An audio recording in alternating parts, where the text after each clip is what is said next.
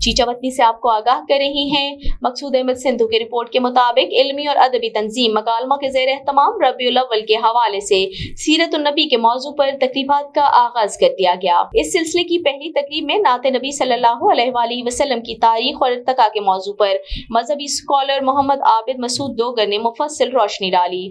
तकरीब 2 हिस्सों पर मुश्तमिल थी, जिसके पहले हिस्से की सदारत प्रोफेसर मुनीर अहमद इब्न रज़मी ने की, जबकि दूसरे सेशन में शोराए कराम मोहम्मद अहमद बिलाल, डॉक्टर मोहम्मद हसन, मोहम्मद अरशद नादिम, मोहम्मद इनामुल हक, बदर सीमाब, मोहम्मद नईम भट्टी, वहीद रजा आजिज, मेहदी बुखारी और सैयद सफ़ी हमदानी ने अपने अशार से अकीदत के फूल महकाए।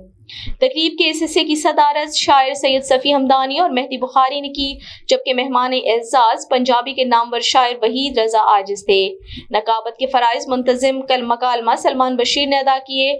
माह मुबारक के 4 हफ्तों में सीरत मुबारका के मुख्तलिफ गोशों पर इल्मी तक़रीब का सिलसिला जारी रहेगा।